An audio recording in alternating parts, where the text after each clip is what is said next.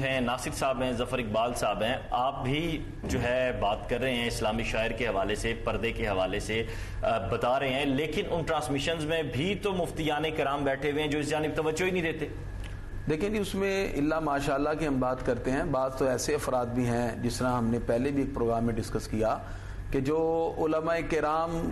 کے صفوں میں تو ہیں لیکن ان کے ہاں وہ معمولات نہیں جس کی وجہ سے آج بہت سا نظام بھی اسلامی اعتبار سے متاثر ہوتے ہوئے نظر آ رہا ہے۔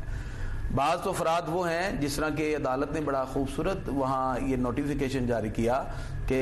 باقاعدہ طور پر ان لوگوں کو بٹھایا جائے کہ جو اس مقام کے جو منصب کے لائق ہوتے ہیں۔ بعد نے تو ٹائٹل لگایا ہے، اب ٹائٹل لگانے سے تو نہیں کچھ ہو جاتا نا، ایک شخص ٹائٹل لگا لے اور ٹائٹل لگانے کے بعد آ جائے۔ ذمہ دار جتنے بھی علماء ہیں وہ الحمدللہ اپنی ذمہ داری پوری کرتے ہیں۔ بعض مقامات پر ایسے معاملات بھی ہیں کہ علماء کرام کے بارے میں ہم یہ ضرور کہیں گے کہ اگر وہ کوئی علماء حق میں سے اس مقام پہ بیٹھ کے بات کرتے ہیں تو وہ دین کی تبلیغ و اشاعت کے حوالے سے اگر ان کا ایک نقطہ نظر ہے تو وہ اپنے اس نقطہ نظر پہ قائم رہتے ہوئے اگر دین اسلام کی کوئی بات آگے منتقل کر رہے ہیں تو یہ کرنا ان کی ظاہر بات ہے شرعی ذمہ داری بھی ہے اور وہ اس کے اعتبار سے پورا کرتے ہیں۔ اور جہاں تک ہو سکے اصلاح کی بات تو وہ مفتیان کرام جہاں تک ہو سکے اصلاح کی کوشش بھی کرتے ہیں اور اپنی زبان سے کہتے بھی ہیں، لیکن امپلیمنٹیشن اور عمل کروانا یہ تو ریاست کی ذمہ داری ہوتی ہے۔ جی ڈاکٹر محمد علی کریمی صاحب، اس میں یہی بات میں عرض کروں گا، جس طرح اسلام کے بنیادی اصول ہمیں بتائے گئے، ہمارے پاکستان میں بھی ایک ایسا چینل موجود ہے جہاں کوئی فیمیل نہیں آتی،